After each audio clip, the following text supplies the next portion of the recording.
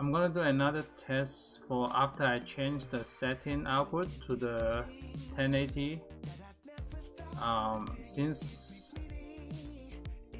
I'm testing right now, I'm just gonna do some like planning for the lens that I'm gonna rent later on. So yeah, let me know if the video is lagging or not. You can let me know. So I'm gonna mark down some of the lenses that I'm gonna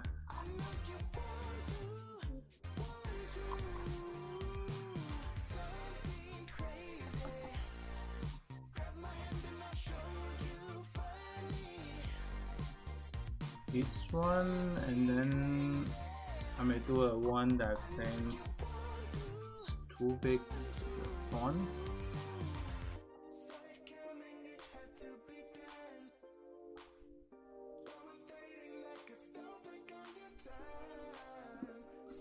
Hey, what's up?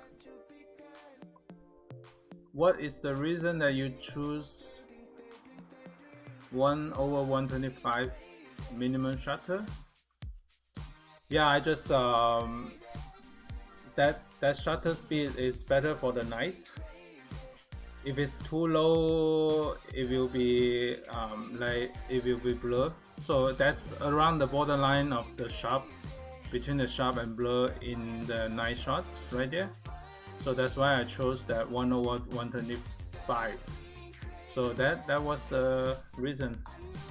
If you choose 1/80, it will be easier to get blur images, and if you choose 1/1000, it's too fast. It's not enough light. Oh, no lagging.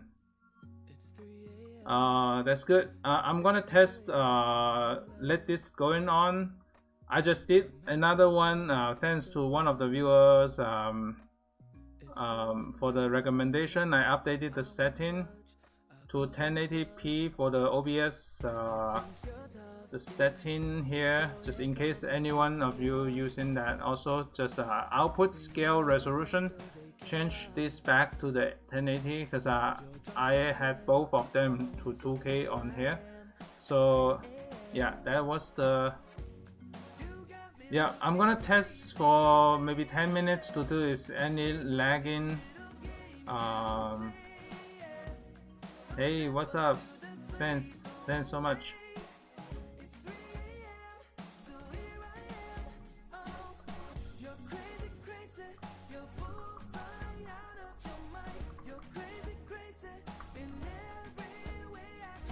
So basically, I'm just gonna test the video quality, maybe for 10 to 15 minutes. If it's good, and then I will keep this setting. At the same time, I want to plan some video comparison. Because I have RF 85mm f1.2 lens, so I'm gonna do one comparison like this. So RF 85mm. I'm gonna do another video on the XT2 sunset portraits in 2020. So I still want to see this using the sunset, just to do one more shoot on the sunset. Also I will be doing 56mm f1.2 for this one. So 56mm f1.2. Okay, it seems good. Right now we are 4 minutes in, and then the video quality, the stream health is still green light. That's good. Because it was red, it was lagging in the previous video when I was editing the photos. I'm gonna plan another one. I'm not sure if when the A7 IV coming up, but I can do one with the A7 R4 also. So $122 for 3 days rental, because I just put this date for the reference, $122 for 3 days for over a weekend. I can do 2 or 3 shoots on that. I can do a A7R4. Last time I didn't have a chance to put it on the size 35 mm f1.4. Yep, so for those of you just joined, I'm just gonna update because I just updated the stream setting. I'm just gonna keep it running for 10 or 15 minutes at the same time. Thanks for the questions. For ISO auto, I noticed your minimum set to 100, max 100. Why do you choose that range? I'm just choose the range that max for the camera. Yeah. Yeah, 100 is the lowest. 12800 is the semi highest that can go. I feel like, yeah, let the camera handle it, and then I can handle the composition, so we don't have to worry about the setting. So yeah, that's another video that I'm interested to create, just to use the size. And of course, a lot of people asking for the EOS R5 video also. So EOS R5 is not available until August 20th. $151 for 3 days. So EOS R5, I have the lenses. I have the lens already. Maybe I can do one RF 50mm f1.2L portraits. Okay, so far so good. The stream health is green, so there's no lagging. So that's a good setting for the streaming also. So I can do a R6 also. So EOS R6 RF. I can do some variety f1.2L portraits. And then for the, let me check how much if I rent the R6 for a weekend. So yep, it's about $50 cheaper. So EOS R6, I mean, it's mainly we can try out this one as well. So yeah, just to create different contents. Do you have any chance with the Tamron 45mm f1.8? I haven't tried that one. Tamron, I don't think I have tried that one. I don't know if there's a rental in here also. Is that the Sony lens, or yeah, there's nothing available here. Yeah, I haven't tried that one, but there's a Sony 85mm f1.4. I think there was this lens that some people asked me to do it also. So for Sony E, this one is pretty cheap, $42 for the 3 days rental. I haven't found that one. They have it in different mounts. Okay, maybe that's the naming different. So 45mm 4.8 is kind of like similar to the 50 range. Would you ever consider shooting manual, or would you always be shooting? Yeah, I'm always shooting in aperture priority mode. Manual is good for lesson to learn, like like the manual, you understand the exposure triangle. Once you understand it, you don't have to worry about it. So you just let the camera handles it. Yeah, that one, and then try a Leica to see if there's a Leica look would be interesting. Yeah, I think the Leica is also. Let me double check. Okay, let me check the stream health. Okay, yeah, still green. That's good. So the last video stream a couple minutes ago, it was red after 10 minutes, and it was lagging a lot. After this setting, it seems to be fine. After the setting changed to 1080 for the output. Oh, let me check. Maybe I just go to the home page to see any Leica SL2 $225 for 3 days. So that was the Leica. Yeah, I think that was the mirrorless.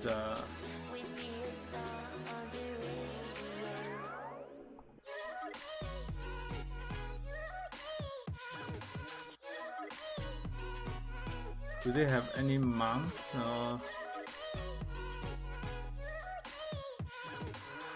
Okay, yeah, they have the lens 35 f2.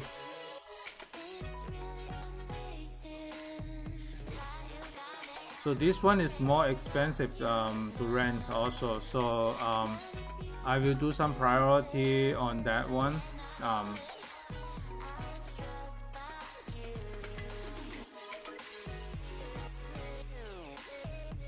M10P.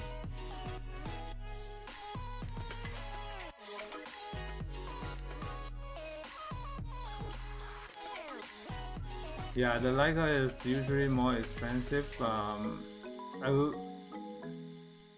This one is the street style, just like the X100 V style viewfinder, rangefinder style, right? So yeah, we'd love to see a video review comparison Reconon compared to the F2 50mm f2. Yeah, that's a good topic also. So that's a more commonly asked question also. So that's the one that we can do one like this. Reconon 85 A7 III versus Canon R6 RF 85mm f2. I mean, yeah, the f1.4 is a stronger but okay, but anyway, I will just shoot it at wide open, because the 85mm f1. 85mm f2 will be so. Yeah, if I have a chance, I will rent this one for now. For this one, I will just keep it a record for now.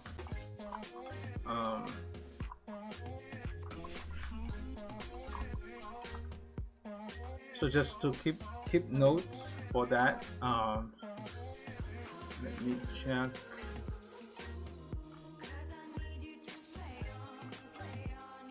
Do you prefer in wide focus area or using expandable more beneficial because having more control? Wide expandable, like expand flexible, just that expand flexible spot.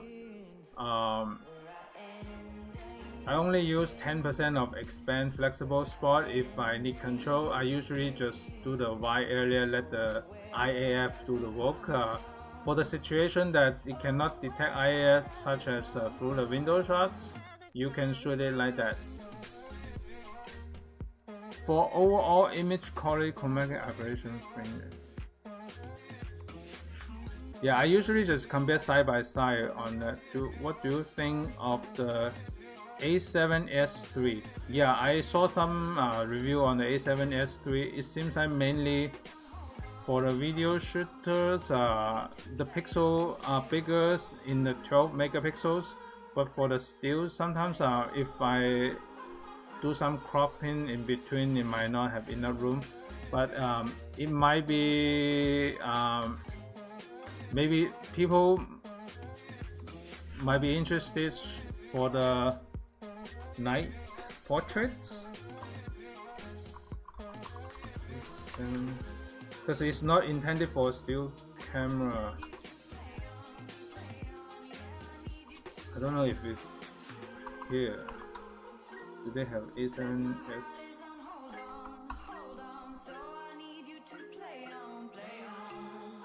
Yeah, they don't even have the rental yet.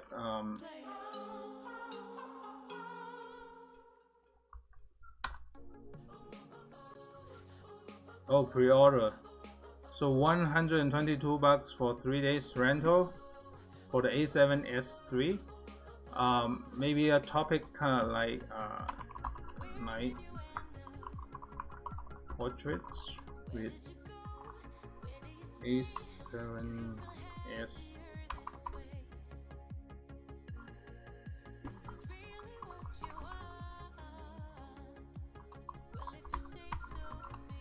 f1.4. So this is good to build a list also. So the A7S III. Yeah, I think that's the advantage to compare, maybe just to see if it performs for the night image, because it's a bigger pixel at night, even though it has only 12 megapixel and it's intended for the video camera. I would like to have a A7 IV to play with also, just to rent it out, but I don't know what time they are gonna, like, when they are gonna release that one. Okay, cool. So we are 17 minutes in the stream, and then the health is no lagging. Also, the main purpose of this is I'm gonna test the stream lagging or not, because 6 minutes ago the previous video it was lagging, and then we changed the setting. Question: if you're starting fresh with Canon EOS R, with what you know now, professional client work will be the first 2 lens to get. First one, I will get the, I mean, for what is available right now, starting fresh, I will right now only available is the RF35 f1.8 right now, and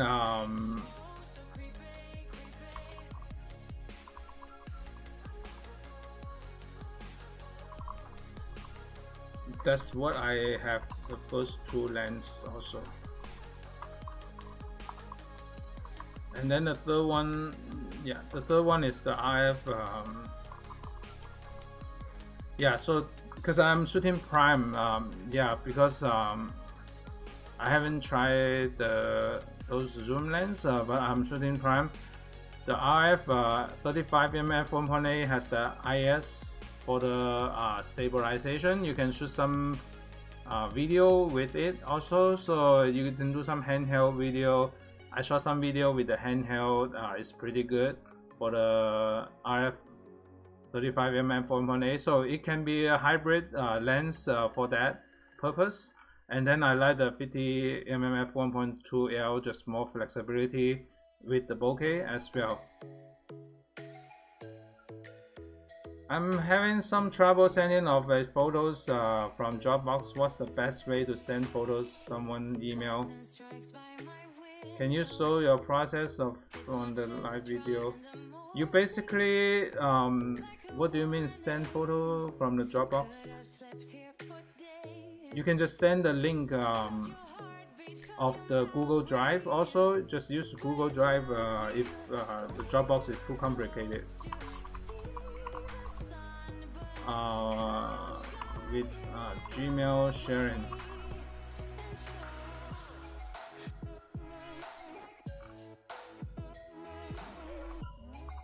Dropbox, you can just share the link. Yeah.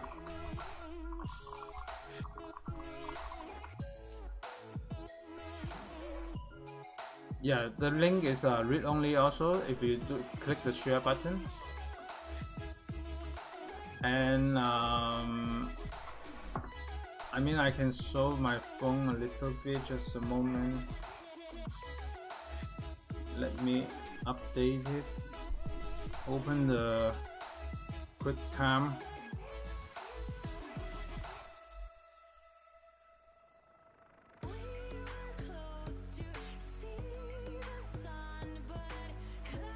Okay, so I have my Dropbox now. So what you're gonna do is just like this, and then there's a share button. Just click the bottom, anyone with the link and view, just share it, just like that. And then you can do a copy link right there, link copy, and then just paste it to the other people's text.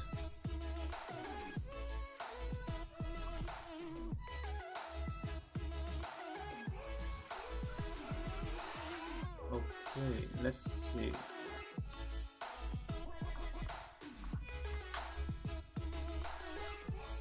Okay, cool. Right now the stream's still smooth. Do you pay your models or they do FFP? So I don't pay the models. Right now I have been doing just a collaboration. TFP, trade for prints. So yeah, it's a collaboration, the one that I chose, and then if you search Sing Find Model, I have a video on how the strategy of finding collaboration within your city. You basically just search the hashtag of your city and then just see. First, you have to do some defense, also build up your portfolio so that it's more like consistent. So once you build up your feed nicely, and then they will come to your feed, check out your content. Excuse me. I also love to shoot with prime. I don't want to be disappointed with the quality performance.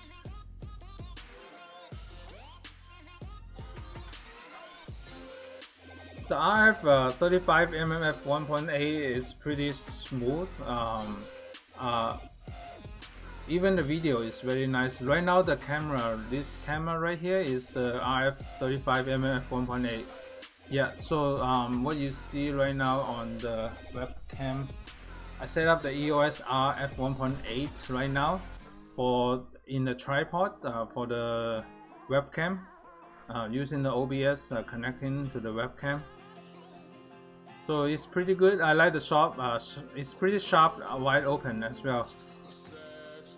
So I use EOS R with a Sigma 25. I can't get my photo anywhere near the high quality. What am I doing wrong? Is it 35 Sigma 35mm? Sigma 35mm. Yeah, I haven't tried that lens. What kind of setting do you have? Like sometimes do one thing, try one thing is use a VSCO and then export to 4x5, and then like what I did, export to 4x5 just to see after the 4x5 crop and then export it. So first you put the photo to your MacBook Pro first, and then export. You can do airdrop to your phone, and then do a VSCO 4x5 crop to see if VSCO fixes the ratio for Instagram. Then you upload to the Instagram to see if the image is sharper. Because I'm suspecting the VSCO corrected the range. ISO 400 to 1000 shutter speed, usually 125 to 500. That sounds normal to me. Yeah, ISO 400. Even in the daylight, you can set it ISO 100. Also, I mean, I just set the lowest, and then the camera usually select the ISO 100. But if it's not noise, if it's sharpness, make sure, yeah, the shutter speed is 1/125 later in the evening hour if it's not enough light. I mean, to RF 15 to 35 besides the RF 35mm, would you recommend it for wide angle and landscape portraits? Besides one, 15 to 35mm, was it f 1.4? So let me check. Cause I don't shoot the zoom lens. I have 15mm to 35mm. Oh, it's a new lens, huh? It's not even in the available.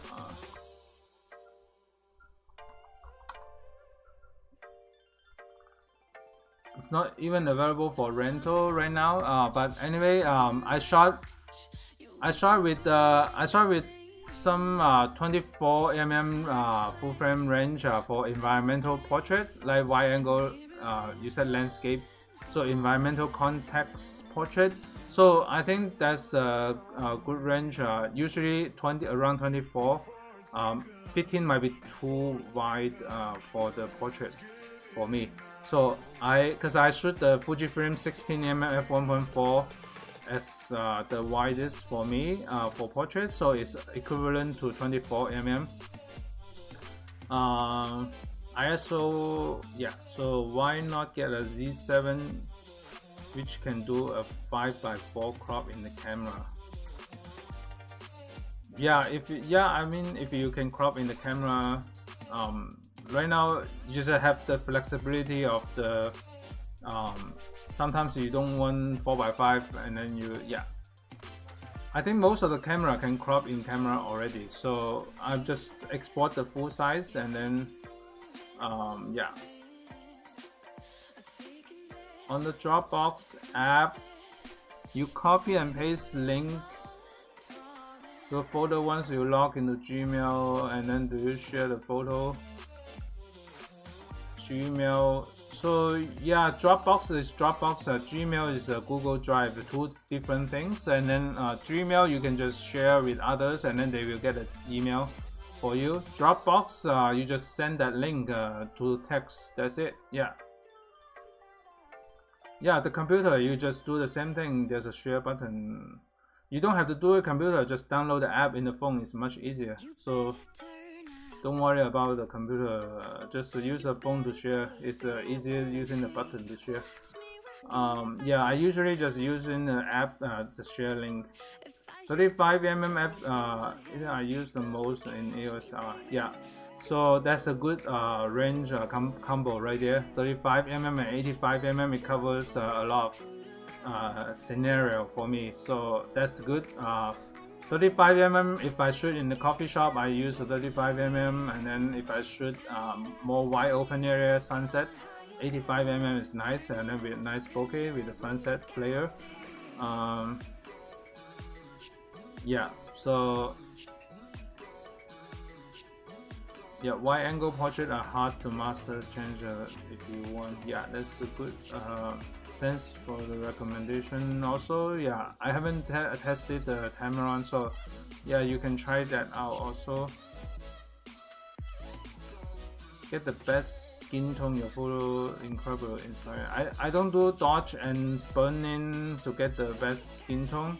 Yeah, I don't use that technique. I just basically, it's the same similar workflow that I edited throughout the years.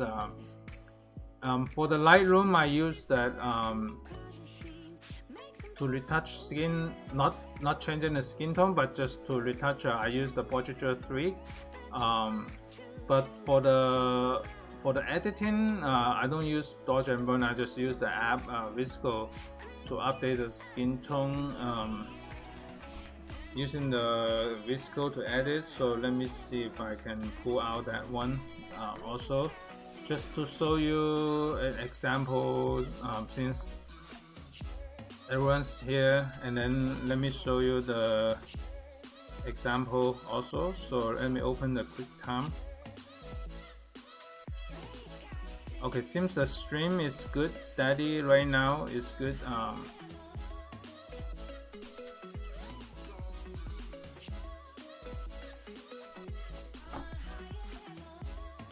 Okay, so this is my screen. So this is the VSCO, and then this is the photo that I edited earlier. So I don't use dodge and burn, and then the original photo color is like that. So let me do another one. So let me undo everything so that you can see the original skin tone. Let me save it. So the original skin tone is like this one already. So this is the original skin tone. It kind of like the classic chrome, Fujifilm X-T2 classic chrome as a base. And if I go back to the HB2, and then this is how I edit this, and then I make it a little bit darker, and then save it 4:5 crop like this.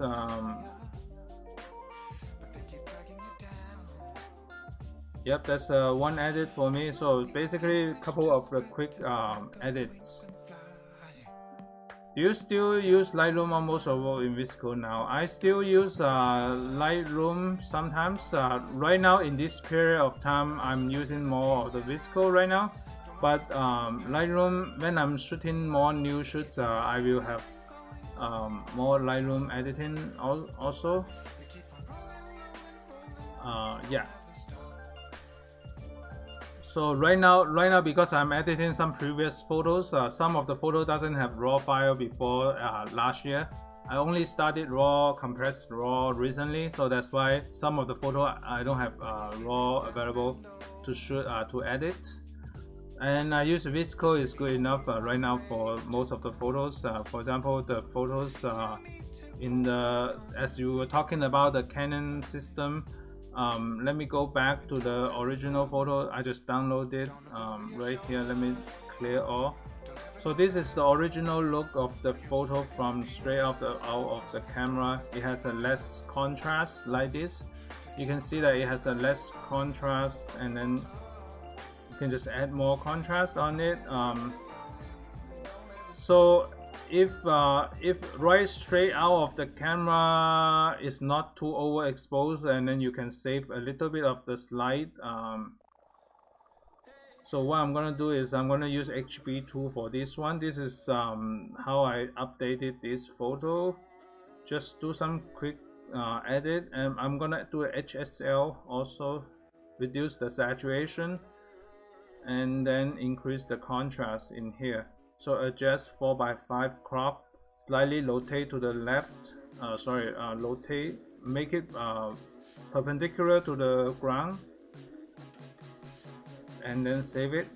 So that's how I save one photo. Yeah. Do you mind the weight of the Canon system, or do you prefer a lightweight Fuji setup for portrait? I'm using Canon now, but I'm thinking of switching to Fuji. I have started Fuji for 5 years, and then last year I started tested more Canon. So I don't mind the weight. It has different kind of purpose for me right now. Canon, I use the Canon system more for the paid shoots, if like senior portraits and then stuff. I like to use the RF 85mm or RF 50mm, the 1.2. to make the portrait and Canon has a nice neutral color, also the skin tone, better for the paid shoots for me. Sometimes the paid clients also yeah, they like the the Canon.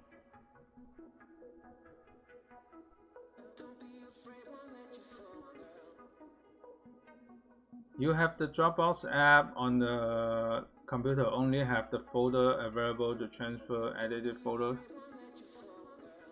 Yeah, you can use the app on your phone to send, and then you use a laptop to transfer, so you don't need it. Bro, we go nuts for all your cropping. LOL. Don't crop. Yeah, that's thanks for your opinion, but I usually crop. Yeah.